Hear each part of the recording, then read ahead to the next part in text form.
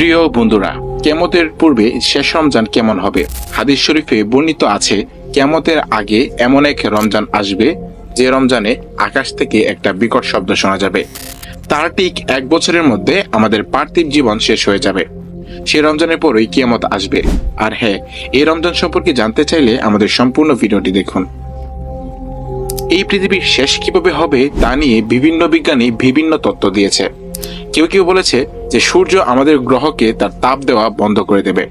সূর্যের আলো পৃথিবীতে প্রাণের সবচাইতে অবিচ্ছেদ্য অংশ, কারণ সূর্যালোক শালুক লঙ্ঘনের অন্যতম প্রধান উৎস, এবং পানিচক্র সূর্যের আলো ছাড়া ধ্বংস হয়ে যাবে।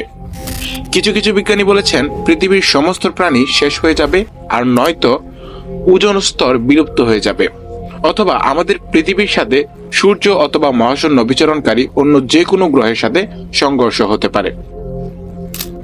কিয়ামতের বেশ কিছু আলামত বিভিন্ন হাদিস এবং কোরআনে বর্ণিত হয়েছে।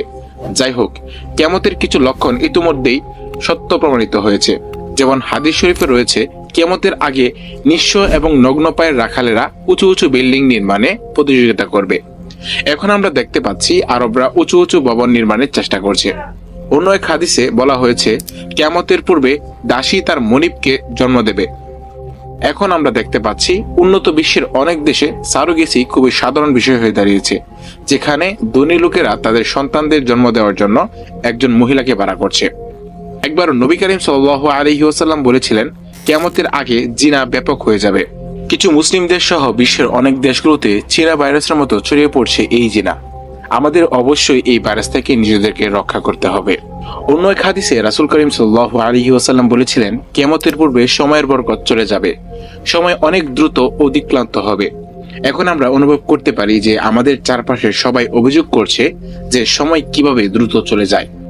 মনে হচ্ছে একটা বছর পার হচ্ছে একটা মাসের মতো, একটা মাস পার হচ্ছে একটা সপ্তাহের মতো, এবং একটা সপ্তাহ পার হচ্ছে দিনের মতো, এবং একটা দিন পার হচ্ছে মিনিট খানেকের মতো।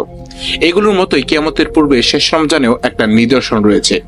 নুয়াইম বিন হাম্মাদ তার কিতাবুল ফিতান একটি হাদিসে বর্ণনা করেছেন যে, একবার নবী করিম সাল্লাল্লাহু আলাইহি ওয়াসাল্লাম বলেছিলেন, কিয়ামতের আগে যে রমজান আসবে তখন লোকেরা রমজানের একটি বিকট আওয়াজ শুনতে পাবে, এবং এই আওয়াজ এতটাই রহস্যময় এবং ভয়ঙ্কর হবে যে মানুষ ও অন্যান্য প্রাণী ভয় পেয়ে যাবে এবং এই আওয়াজের উৎস খোঁজার চেষ্টা করবে।